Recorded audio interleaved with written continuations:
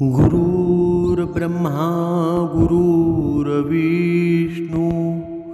गुरुर्देव महेश्वरा सद्गुरु साक्षात परब्रह्म तस्मै श्री सद्गुरुवे नमः। जय जय रघुवीर समर्थ श्रीराम समर्थ। सद्गुरु चरणांना नतमस्तक होऊन आपण या निरूपणास सुरुवात करूया। मायबाप सज्जनांचे स्वागत आहे। बघा, आज आपण पाहणार आहोत की आपण बघा दर वेळेला आपण विचार करत असतो की हा कलियुग आहे ना, या कलियुगामध्ये भरपूर पाप अशी होणार आहेत, त्या पापांमध्ये आपण तर गणले जाणार नाही ना। ही काळजी आहे ना, ती प्रत्येकाने घ्यायची आहे। बघा, धर्मग्रंथांमध्ये प्रत्येक ग्रंथांमध्ये असं वर्णन केलेलं आहे की कलियुग आहे ना, हे पापांचं युग आहे। आणि जर या युगामध्ये आपण जर पुण्यकर्म करत असू तर आपण सर्वात श्रेष्ठ आहोत। बघा, या कलियुगामध्ये आहे ना, माणसाची अवस्था किती भयानक होणार आहे ना, हे भगवान दत्तात्रयांनी हजारो वर्षापूर्वी सांगून ठेवलं होतं। आज आपण आपल्या डोळ्यांनी जे उघडताना बघतोय ना, तेच भविष्य दत्तात्रयांनी वर्तवलेलं होतं। आणि यातून वाचवण्याचा मार्ग काय आहे ना, हेच आपण या निरूपणामध्ये पाहणार आहोत। आज आपण ज्या ग्रंथाचा आधार घेणार आहोत ना, तो सामान्य ग्रंथ नाही, ते आहे साक्षात श्री गुरुचरित्र। हा ग्रंथ म्हणजे केवळ कागद आणि शाईचा खेळ नाही, तर हा एक जिवंत अग्नी आहे ना। ज्याप्रमाणे अग्नीमध्ये टाकलेली कोणतीही वस्तू भस्मसात होते ना आणि शुद्ध होते, तसेच गुरुचरित्राच्या संपर्कात येणारा प्रत्येक जीव आपल्या पापातून मुक्त होतो ना। श्री गंगाधर सरस्वती यांनी लिहिलेला हा ग्रंथ म्हणजे दत्त संप्रदायाचा 5वा वेद मानला जातो ना। असं म्हणतात की ज्या घरात गुरुचरित्र आहे जिथे नित्यनेमाने त्याचं वाचन होतं, तिथे अतृप्ता आत्मे, भूत, प्रेत किंवा कोणतीही नकारात्मक शक्ती कधीच प्रवेश करू शकत नाही। ही केवळ कथा नाही, तर सिद्ध संकल्पनेचा महासागर आहे। आज याच महासागरातून आपण कलियुगाच्या भविष्याचे मोती वेचणार आहोत। जेव्हा द्वापार युग संपून कलियुगाची चाहूल लागली ना, तेव्हा भगवान दत्तात्रेय चिंतित झाले। त्यांना माहीत होतं की येणारं युग अंधकाराचं युग असणार आहे। या कलियुगाच्या सुरुवातीलाच अधर्माचं सावट पसरू लागलं होतं ना, मातेचा अपमान होऊ लागला होता। माणसं सत्याचा मार्ग सोडून असत्याच्या मागे जाऊ लागली होती। वेदांचा अर्थ अनर्थ करून सांगितला जात होता। यज्ञयागाच्या नावाखाली हिंसा वाढली होती। हे पाहून धर्माचं रक्षण करणाऱ्यासाठी दत्तात्रयांनी कलियुगामध्ये आपला पहिला अवतार घेतला, श्रीपाद श्रीवल्लभ।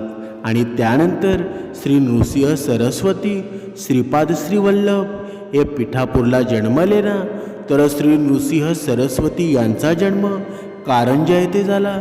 या दोन्ही अवतारांचे कार्य आणि उद्दिष्ट एकच होतं ना, कलियुगातील भरकटलेल्या जीवाला मार्ग दाखवणं। श्री गुरुचरित्रातील आहे ना, अनेक ठिकाणी असा उल्लेख येतो की जेव्हा शिष्यांनी नरसिंह सरस्वतींना विचारलं की गुरुदेव, हे युग इतकं कठीण का आहे बरं, लोक धर्माचे पालन का करत नाही, तेव्हा नृसिंह सरस्वतींनी उत्तर दिलं ना, या ऐकून शिष्यांच्या अंगावर काटा आला। ते म्हणाले, हे कलियुग आहे, या युगामध्ये धर्म एका पायावर उभा असेल, सत्य लपले जाईल आणि असत्य राज्य करेल। माणसाची बुद्धी भ्रष्ट होईल आणि त्याला पापातच पुण्य वाटू लागेल। पण मी तुम्हाला आधीच सावध करतोय, कारण मला माझ्या भक्तांची काळजी आहे ना। दत्तात्रयांनी आणि त्यांच्या अवतारणीची कलियुगाची भयानक लक्षणे सांगितलेली होती। ती केवळ भविष्यवाणी नव्हती, तर तो एक आरसाच होता ना। त्यांनी स्पष्ट सांगितलं होतं की एक वेळ अशी येईल ना, जेव्हा गुरु शिष्य परंपरा फक्त व्यापाराचं साधन बनेल आणि राजा प्रजेचं रक्षण करण्याऐवजी भक्षण करेल, आणखी सर्वात भयंकर म्हणजे माणसं माणसाचं शत्रू होतील.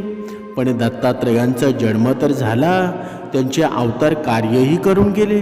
मग प्रश्न उठतो की त्यांनी नेमक्या अशा कोणत्या 12 भयानक गोष्टी होणार ज्या भविष्यवाणी सांगितलेल्या होत्या, ज्या आज आपण 2026 मध्ये आपल्या डोळ्यांसमोर तंतोतंत खऱ्या ठरत आहेत. आणि त्याहून महत्त्वाचं म्हणजे या विनाशाच्या गर्दीतून वाचण्यासाठी त्यांनी कोणता गुप्त मार्ग सांगितलेला आहे हे समजून घेणं तुमच्या आणि माझ्या भविष्यासाठी अत्यंत गरजेचं आहे ना. कारण येणारा काळा परीक्षेचा काळ आहे ना, तो असणार आहे. दत्तात्रयांनी सांगितले ती 12 लक्षणं आणि त्यावर तो आपण उपाय काय आहे हे आता आपण पाहणार आहोत. जे पहिलं लक्षण सांगितलं म्हणजे ते होतं धर्माचं बाजारीकरण. गुरुदेव म्हणाले, हे शिष्य, कलियुगाचे पहिले आणि सर्वात घातक लक्षण म्हणजे धर्माचं जागा पाखंड घेईल. जे लोक कपाळावर मोठे टिळे लावतील, गळ्यात माळा घालतील आणि संतांचा वेश धारण करतील ना, तेच लोक आतून सर्वात जास्त दृष्ट असतील. मंदिरेही शांतीची स्थानं राहणार नाही, तर ती व्यापाराची केंद्र बनतील. देवाला विकलं जाईल, देवाच्या दर्शनासाठी पैसे मोजावे लागतील. जो श्रीमंत असेल ना, त्याला देवात आणि मंदिरात मान पहिला मिळेल, आणि जो खरा सात्विक भक्त असेल पण गरीब असेल त्याला धक्के मारून बाहेर काढलं जाईल ना. ज्ञान हे मोक्षासाठी न वापरता पोटापाण्यासाठी वापरलं जाईल. कथा सांगणारे, कीर्तन करणारे लोक आपली कला विकून पैसे कमवतील. आज आपण बघतो ना, मोठमोठे कीर्तनकार झाले, कथाकार झाले, 1-2 तासाचे 1-2 लाख घेतात. ही भक्ती आहे का बरं? आपण स्वतःनी विचार करावा आणि आपण भक्ती कशी करतो हे आपण पाहावं. लोक आपली कला विकून पैसे कमवतात ना, बघा त्यांनी काय काय सांगितलेलं आहे ना, ते आपण पाहतोय. वेदांचं ज्ञान असणारे ब्राह्मण आपले नित्य कर्म सोडून यांच्या घरी केवळ अन्नाच्या आणि दक्षिणेच्या आशेने धावतील. जेव्हा रक्षण करणाराच भक्षण करू लागेल ना, तेव्हा समजून जा की कलियुग शिखराला पोचलेला आहे. दुसरं लक्षण आता पाहूया, ते म्हणजे नात्यांचा रस कमी होऊन रक्ताच्या नातामध्ये फूट पाडली जाईल. आई वडील हे मुलांसाठी ओझं वाटू लागतील. ज्या आईनं 9 महिने पोटात वाढवलं ना, तिलाच म्हातारपणी घरातून बाहेर काढलं जाईल किंवा वृद्धाश्रमामध्ये पाठवलं जाईल. भावाभावांमध्ये जमिनीच्या तुकड्यासाठी आणि पैशासाठी तलवारी निघतील. मित्र तोच असेल ज्याच्याकडे पैसा आहे. स्वार्थ संपला ना की मैत्री सुद्धा संपेल. पती पत्नीच्या पवित्र नात्यामध्ये विश्वासाची जागा संशय घेईल. विवाह हे संस्कार नसून केवळ एक तडजोड किंवा करारच ठरेल ना. थोड्याशा भांडणावरून घरे सुद्धा तुटतील. ही तर लक्षणं आज आपण उघड्या डोळ्यांनी बघतोय.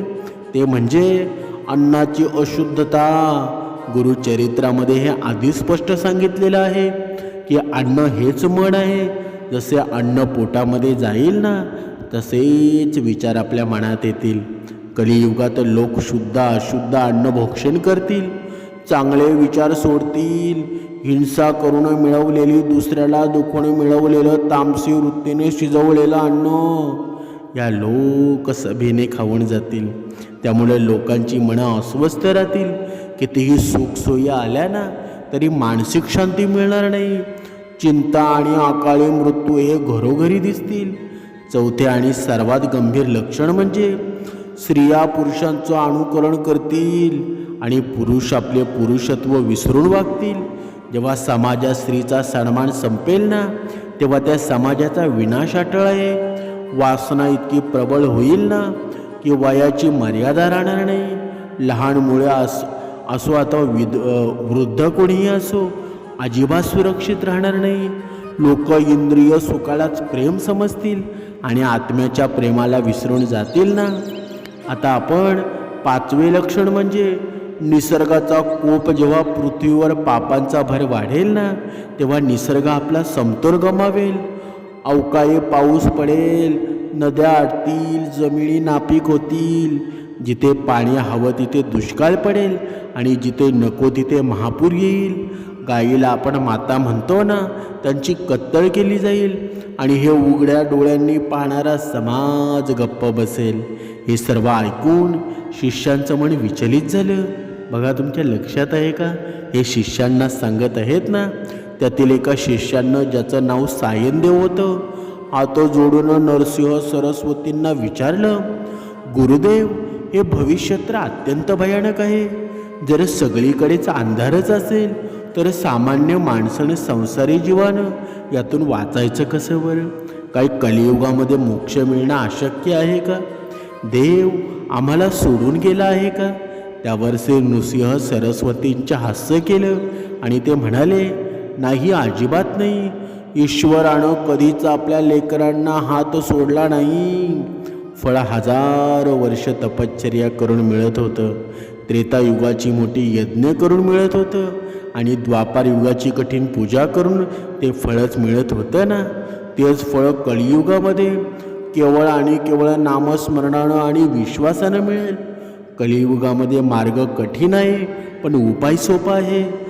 जो गुरुच्या वचनावर विश्वास ठेवेल ना, त्याला या कळीचा स्पर्शही होणार नाही. हे सिद्ध करण्यासाठी गुरुदेवांनी एक लीला रचली.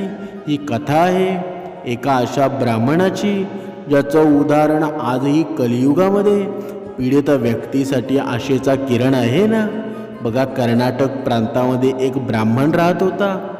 त्याला कुष्ठरोगाची लागण झाली आणि हा रोग पूर्वी जन्मीच्या कर्मामुळं किंवा या जन्मातील पापामुळं होतो असं मानलं जात असे ना. त्याचं शरीर हळूहळू लागलं होतं. हाताच्या बोटातून पू वाहत होता. अंगाला दुर्गंधी येत होती आणि त्वचेवर काळे डाग पडले होते. ज्या समाजामध्ये तो मानाने वावरत होता ना, त्याच समाजाने त्याला बहिष्कृत केले. त्याचे मित्र त्याला पाहून रस्ता बदलत. दुर्दैवी गोष्ट म्हणजे त्याच्या स्वतःच्या पत्नीनं आणि मुलांची देखील त्याचा तिरस्कार सुरू केला. ज्या घरामध्ये तो मालक होता ना, तिथे आता त्याला कुत्र्यापेक्षा वाईट वागणूक मिळत होती. वेदनांनी तळवणारा तो ब्राह्मण अनेक वैद्यांकडे गेला, अनेक औषधी घेतली, पण रोग बरा होणं याची वाढतच गेला. त्यांनी अनेक देवांना नवससुद्धा केले ना, अनेक तीर्थयात्रा केल्या. शेवटी हाता शिवून तो नदीकाठी गेला. विचार करू लागला, या असं सडलेलं आयुष्य जगण्यापेक्षा मेलेलं बरं. असं म्हणून तो नदीच्या काठावर गेला. तिथे त्याला एक साधू भेटला आणि त्या साधूने त्याला विचारलं, अरे ब्राह्मणा, देह हा देवाने दिलेली देणगी आहे. ब्राह्मणानं रडत रडत आपली कहाणी सांगितली. तेव्हा त्या साधूनं त्याला एक मार्ग दाखवला. तो म्हणाला, या जगातील औषध तिथेच भगवान दत्तात्रय नृसिंह सरस्वतींच्या रूपात वावरत आहेत. त्यांच्या चरणांची धुळच तुझं औषध आहे. बुडत्याला काठीचा आधार वाटावा ना, तसा तो ब्राह्मण पण मनात एकच आशा होती की तिथे गेल्यावर काहीतरी चमत्कार होईल. दिवस रात्र चालत लोकांचे टोमणे सहन करत भूक तहान विसरून तो कसाबसा भीमा अमरजा नदी संगमावर पोचला की गुरुदेव संगमावर होते. त्यांना पाहतच त्याचे डोळे टिपले होते. त्यांच्या आजूबाजूला सुगंध होता. दुर्गंधी येणारा तो मनुष्य आता सुगंधी झाला होता. पुढे होऊन साष्टांग त्याने दंडवत घातला. हे गुरुदेव, मी अपराधी आहे, पापी आहे. जगाने मला नाकारलेलं आहे. आता तुम्हीही मला नाकारलं तर मी कुठे जाऊ? माझा नरक यातनेतून माझी सुटका करा. त्या क्षणी संगमावरची हवा थांबली होती. नदीचा खळखळा आवाजही जणू काही बंद झाला होता.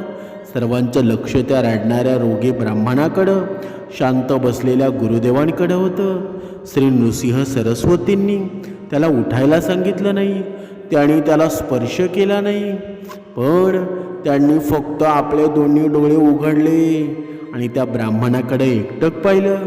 ती दृष्टी साधी नव्हती, ती कृपादृष्टीच होती ना.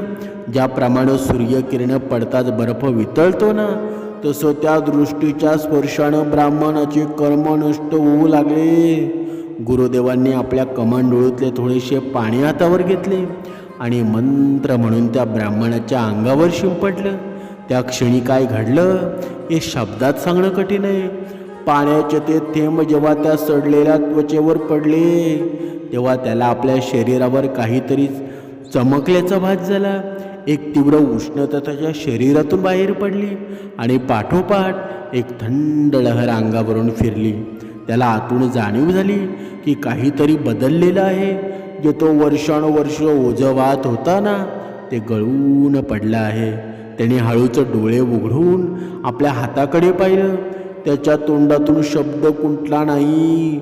जिथे मगाशी जखमा होत्या तिथे कोमळ त्वचा होती आणि जिथे त्वचा काळी पडली होती ना तिथे आता सोन्यासारखी चमकणारी तेजस्वी त्वचा आली होती. त्याची बोटे सरळ झाली होती. दुर्गंधी जाऊन तिथे चंदनाचा सुवास येत होता. तो चमत्कारच होता ना, विज्ञानाच्या पलीकडचा, तर्काच्या पलीकडचा, केवळ श्रद्धा आणि गुरुकृपेचा चमत्कार. त्या ब्राह्मणानं पुन्हा एकदा गुरुजींच्या चरणावर डोके ठेवले. पण यावेळी ते दुःखाचे डोके नव्हते तर ते कृतज्ञतेच होते ना. त्यांच्या डोळ्यातून घळाघळा अश्रू वाहत होते आणि ते गुरुदेवांचे पाय धुवून काढत होते. हे दत्तात्रय, हे प्रभू, तुम्ही मला केवळ शरीर नाही दिलं तर तुम्ही मला नवजीवन दिलेलं आहे. तुम्ही मला माणसात आणलं आहे. तो हुंदके देत रडत होता ना. नरसिंह सरस्वतीने स्मित हास्य केलं आणि म्हणाले, बाळा, हे माझ्यामुळं नाही तर तुझ्या विश्वासामुळं झालं आहे. तुझा अहंकार त्या रोगासोबत गळून पडला. जेव्हा जीव पूर्णपणे शरण येतो ना तेव्हाच ईश्वराचं दार उघडतं. ती बातमी वाऱ्यासारखी पसरली. जो ब्राह्मण काळपर्यंत समाजासाठी अस्पृश्य होता तो आता तेजस्वी कांती असलेला तरुण झाला. बघा, लोक धावत येऊन त्यांचे दर्शन घेऊ लागले. ज्यांची त्याला हकलले ना तेच आता त्याच्या पाया पडू लागले. हे पाहून सर्वांची खात्री पटली की कलियुगात गुरुशिवाय उपाय नाही. गुरुदेवांनी त्या ब्राह्मणाला उपदेश केला की हे ब्राह्मणा, शरीर तर शुद्ध झालं पण आता मनाला पुन्हा अशुद्ध होऊ देऊ नकोस. नियमितपणे गुरुचरित्राचं पारायण कर आणि मिळालेलं आयुष्य जनसेवेसाठी वापर. ब्राह्मणाने ते मान्य केलं. पण मानवी स्वभावाची एक गंमतच असते ना, एक ओळ संकट टळलं ना की माणसाचं लक्ष दुसऱ्या गोष्टीकडे जातं. आरोग्य मिळालं की माणसाला काळजी वाटते, ती धनाची.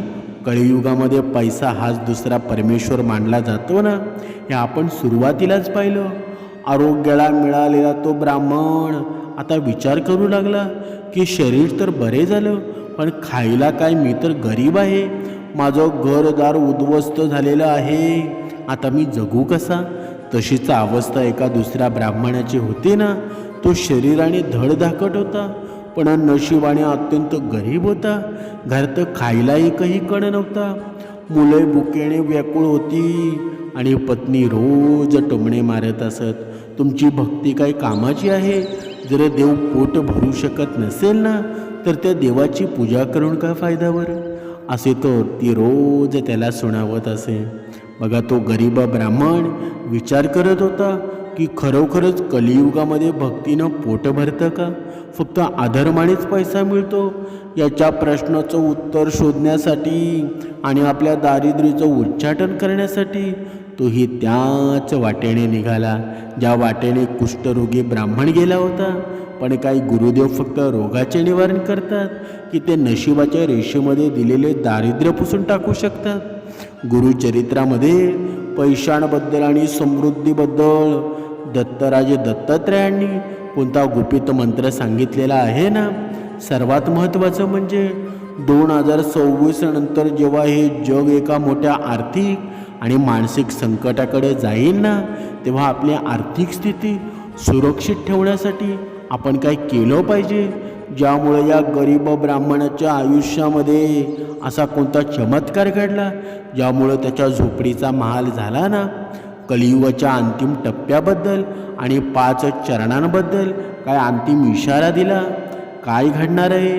आपल्या कथेच्या अंतिम आणि सर्वात महत्त्वाच्या भागात त्या गरीब ब्राह्मणाचे पाय थरथर कापत होते. भूक आणि थकव्यानं नव्हे तर समोर बसलेल्या त्या तेजस्वी महापुरुषाकडे पाहून त्याला भरून आलं होतं. त्यानं आपले डोके त्यांच्या चरणावर टेकवलं आणि अनावर होऊन रडू लागला.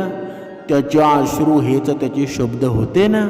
मला सांगा गुरुदेव, लक्ष्मी फक्त पाप करणाऱ्यांच्या घरी पाणी भरते का? त्याचा हा प्रश्न त्याच्या एकट्याचा नव्हता, तर आजच्या कलियुगातील प्रत्येक मध्यमवर्गीय आणि गरीब माणसाचा हा प्रश्न होता ना. यावर नृसिंह सरस्वती हसले किंवा रागावले नाहीत. त्यांनी अत्यंत शांत स्वरामध्ये त्याला कर्माचा सिद्धांत सांगितला. ते म्हणाले, ब्राह्मणा, दारिद्र्य हे देवाचा शाप नसून ते तुझ्या मागील जन्माच्या कर्माचं फळ आहे ना. तू मागील जन्मामध्ये कधीही दानधर्म केला नाहीस, कोणाला अन्नाचा कोणसुद्धा दिला नाहीस, म्हणून या जन्मामध्ये तुला अन्नासाठी वणवण करावी लागली आहे. लक्ष्मी तिथेच वास करते ना. जिथे त्याग आहे तिथे समाधान आहे. पण तू चिंता करू नकोस, तू आता दत्तात्रयांच्या दरबारात आला आहेस. गुरुदेवांनी याला एक अत्यंत साधा मंत्र दिला. लक्ष्मीला धनाची देवी म्हणतात ना. मी तुला एक मंत्र देतो. हा मंत्र साक्षात लक्ष्मीला खेचून आणणारा आहे. जप कर, पण आठ एकच आहे. हा जप करताना मनामध्ये लोभ नसावा, तर विश्वास असावा की माझा गुरु माझा सांभाळ करण्यास समर्थ आहे. सुरुवातीला काही दिवस काहीच घडलं नाही. एक दिवशी तो आपल्या घराच्या पडक्या भिंतीजवळ जप करत होता. अचानक एक साथ दोन साप सरपटत गेले आणि एक बिळात जाऊन बसले. म्हणून ते बिळ ब्राह्मणानं थोडं खोळ खणताच त्याला एक धातूचं भांडं लागलं. त्यानं माती बाजूला सारली आणि पाहिलं तर सोन्याच्या मोहरांनी भरलेला एक त्यामध्ये हंडा होता. हे धन चोरीचं नव्हतं, हे धन कोणाला फसवून मिळालेलं नव्हतं. हे त्याच्या पूर्वजांचंच धन होतं ना. ते आज गुरुकृपेनं त्याला परत मिळालं होतं. श्री गुरुदेव यांनी मंत्राच्या स्पंदनांनी त्यांची कुकर्म हळूहळू नष्ट केली आणि धनाचा मार्ग मोकळा केला. त्या घरामध्ये खायला एकही दाणा नव्हता, पण गुरुकृपेने त्याला धनाची देखील प्राप्ती झाली. गरिबांना अन्नदान केलं. गुरु म्हणतात ना, अनिष्ट मार्गाने मिळवलेला पैसा आणि अनिष्ट गोष्टीमध्ये विनाकारण खर्च होतो. म्हणजे तुमच्याकडे पैसा तर येईल, परंतु तो पैसा उद्या तुम्हाला कोर्ट कचेरी, दवाखाना आणि अशांतीच्या मार्गाने निघून जाईल. म्हणून आपल्याला मिळालेलं काही धनातून थोडंसं अन्नदान जरूर करावं.